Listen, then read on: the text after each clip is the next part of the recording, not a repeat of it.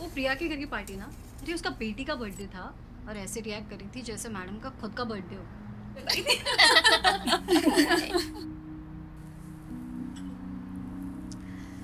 It's all about money, guys. I agree. नहीं, मुझे नहीं लगता स्मिता ये सब पैसे के लिए करती होगी। नो। मैंने कब कहा?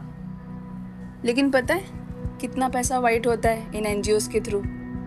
वो भी तो एक सोशल वर्क ही है। वैसे अच्छा बहाना है ना पास टाइम को सोशल वर्क का नाम देने का। डोनेशंस भी अच्छे मिलते हैं। पास टाइम का तो पता नहीं, लेकिन उसका एनजीओ अच्छा सेट हो गया है। वैसे तुम लोगों ने सुना है क्या? क्या? Priya and her sister had a big fight और अब दोनों में बात भी नहीं होती। उसे ना शादी नहीं करनी, लिव इन रिलेशनशिप में रहना है। क्या? तो अच्छा है ना। काश हमारे वक्त ऐसा होता तो मैं भी। तुम तो अब भी कर सकती हो। मुझे नहीं लगता कि Vijay would mind that. Right. Radha, वो प्लेटर लाना। लाई दीदी। वैसे तेरी वीकेंड ट्रिप का क्या हुआ? How was it? कहाँ यार, एंड मोमेंट पे कैंसिल करनी पड़ी। ऑफिस का इम्पोर्टेंट काम आ गया शी यार, एंड मनीष वाज तो सो फ्यूरियस। सीरियसली यार, वर्क लाइफ बैलेंस बहुत ज़रूरी है। एग्जैक्टली। पर्सनल लाइफ नाम की भी कोई चीज़ होती है, ये ऑफिस वालों को कौन ही समझाए। यार ये ऑफिस आवर्स भी ना ऑफिस आवर्स में खत्म नहीं होते।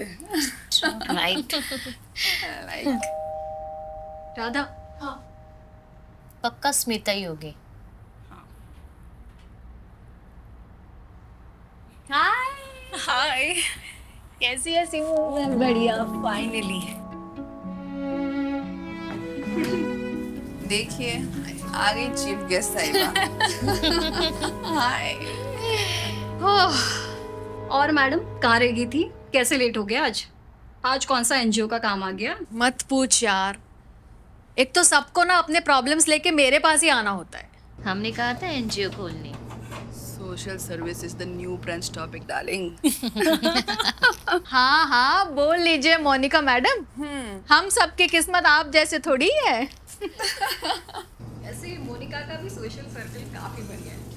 हर नए दिन नए डिजाइनर बैंड्स। और वो इटली ट्रिप? ओ गर्ल्स, हस्बैंड के बिजनेस ट्रिप्स दैट हेल्प्स।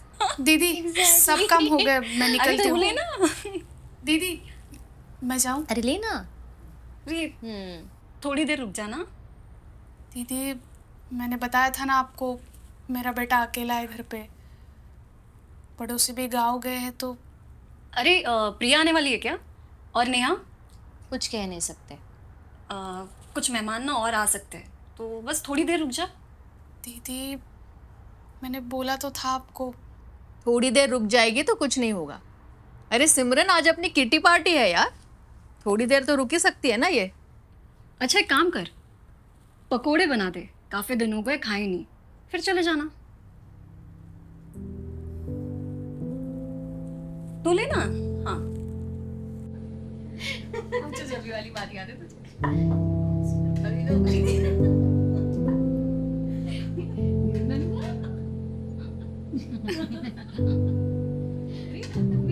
वैसे तेरी बात अधूरी रह गई स्मिता।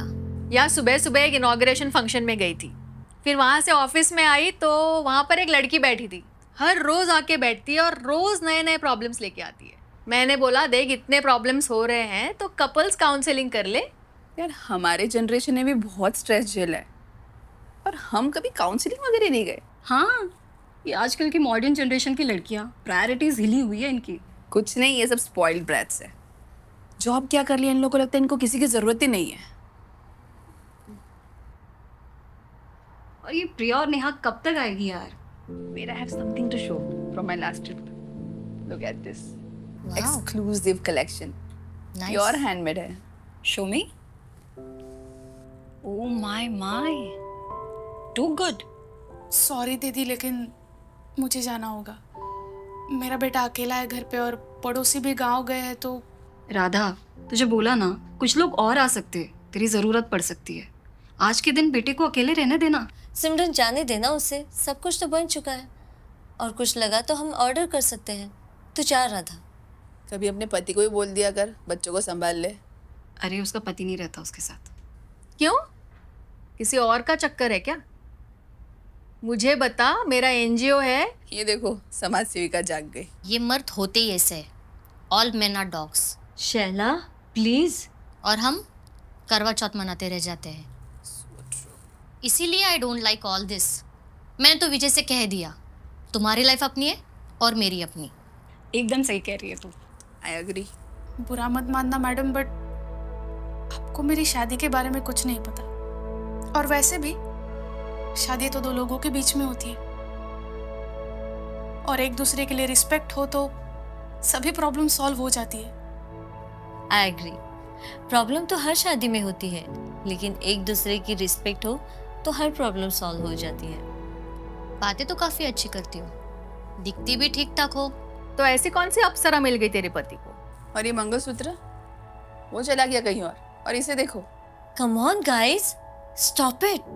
अरे कोई बात नहीं, लेट इट। मुझे भी तो पता चले कि इसके पति ने इसे छोड़ा क्यों। जाने दीजिए ना मैडम, मुझे उस बारे में कोई बात नहीं करनी।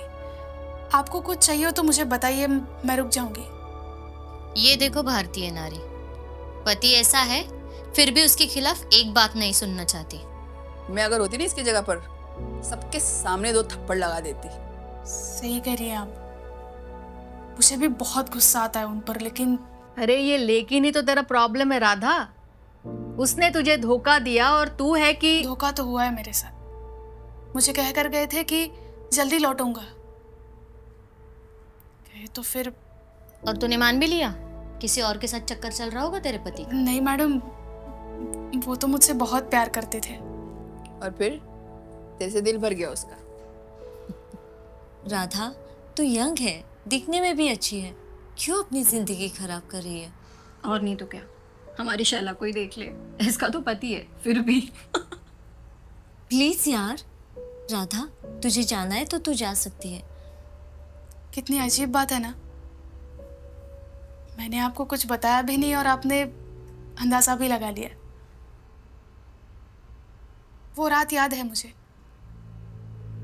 नंबर तो याद नहीं, पर वो कह रहे थे कि इस बार ये पीक जीतना बहुत जरूरी है, वरना दुश्मन बहुत हावी हो जाएगा।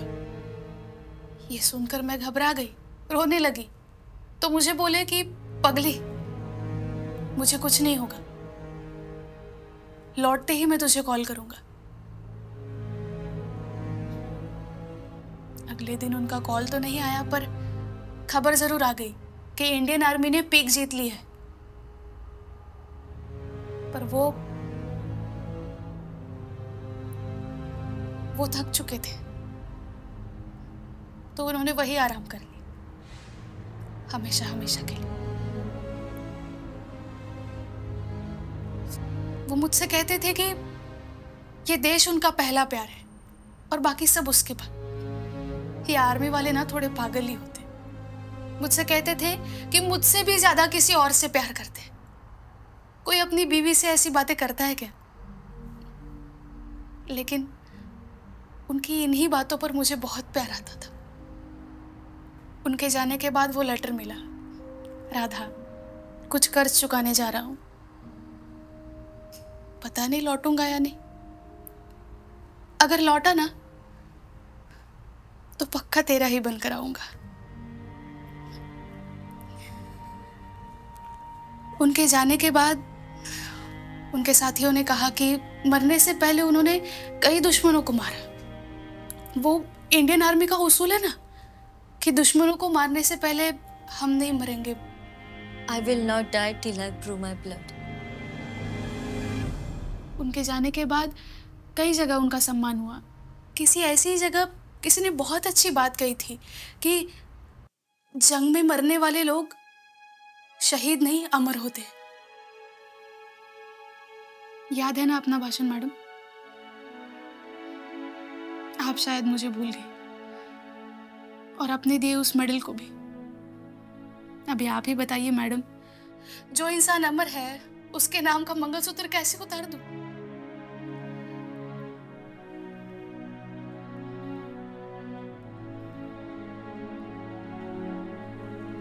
सॉरी दीदी, मैं पता नहीं कहाँ खो गई थी। आप आपकी पार्टी चल रही है और मैं, वैसे आपने बताया नहीं, आप पकोड़े प्याज के लेंगे या आलू के?